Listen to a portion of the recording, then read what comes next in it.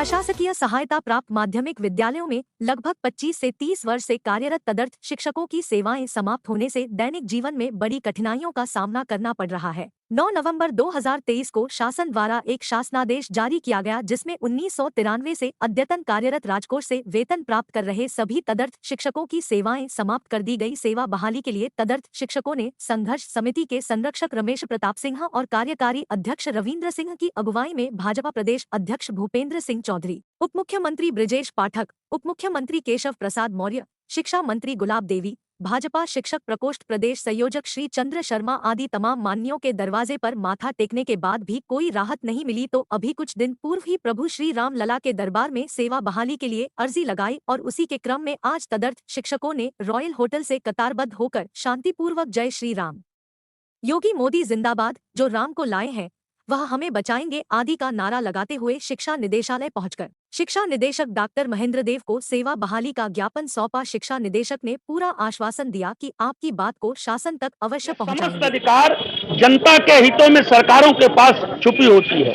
35 बार इसी माध्यमिक में ऐसे शिक्षकों को जो हाईकोर्ट के आदेश से वेतन प्राप्त कर रहे थे उनका रेगुलराइजेशन किया गया था। हमारी मांग रेगुलराइजेशन के लिए एक संजय सिंह का वाद सुप्रीम कोर्ट जाता है। सुप्रीम कोर्ट संजय किशन कौल साहब ने अपने विभिन्न अंतरिम आदेशों में, चाहे वो विभिन्न अंतरिम आदेशों में सरकार से इनके लिए अस्थायी समाधान के लिए बात कही। बाद में इन्होंने कहा कि ये चयन बोर्ड की प्रक्रिया के थ्रू आते हैं। सुप्रीम कोर्ट ने इनको विनियमित करने के लिए एक प्रक्रिया, सिंगल प्रक्रिया अडॉप्ट करने की बात कही। ये 25 साल के सेवा करने के बाद क्या ये आईएएस अफसर, यदि क्या आज आईएएस की परीक्षा देंगे तो आईएएस की परीक्षा में सफल हो सकेंगे? क्या ये डायरेक्टर महोदय, एसीएस महोदय आज पीसीएस की परीक्षा देंगे तो क्या सफल हो पाएंगे? ये ऐसे अध्यापक हैं जो अपने विषय को पढ़ाते हैं। मेरी ये मांग है इस लोकप्रिय सरकार से कि ऐसे लोग जो समाज को आईना दिखाते हैं, जो राष्ट्र धर्म का पालन कर रहे हैं, जिनकी सेवाएं अगर 20-20 साल से, जिनके बूढ़े बच्चे, माँ बाप, बच्चों की पढ़ाई बाधित हो रही है, 20-20 साल से ऐसे लोगों का सरकार 2016 में अखिलेश सरकार ने एक शासनादेश लाया था। उस शासनादेश को लागू करने की तिथि से धारा 8 को विलोपित कर दिया जाए और ऐसे शिक्षकों को विनियमित कर दिया जाए। निसंदेह ये 2000 शिक्षक ये पूज्य योगी महाराज के चरणों में अपना अभिनंदन व्यक्त करेंगे।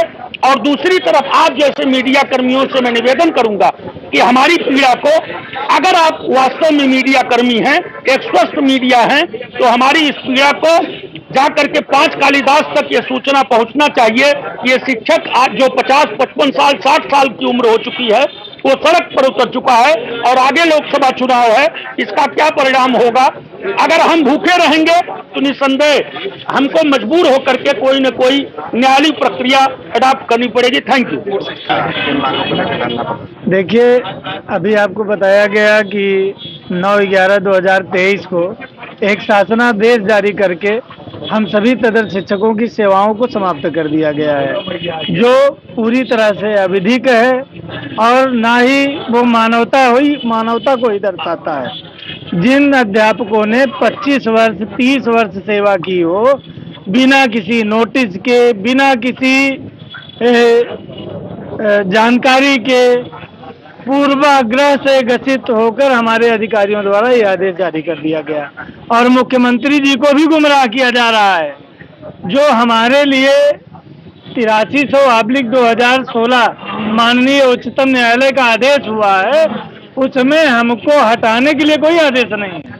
उसमें जो आदेश था वो एक प्रक्रिया के तहत हम लोगों को विनियमित करके तदर्थवाद समाप्त करने के लिए कहा गया था, लेकिन अधिकारियों ने गुमराह किया और 9 नवंबर 2023 को आदेश जारी करके हमारी सेवाएं बाधित कर दी। आज हम अपनी सेवा पुनः बहाल करने का ज्ञापन देने के लिए यहाँ डायरेक्टर महोदय के पास आए हैं, जो अभी उपलब्ध नहीं है ऑफिस में। जब तक आएंगे नहीं, लेंगे नहीं, हम लोग यहाँ से हटेंगे नहीं।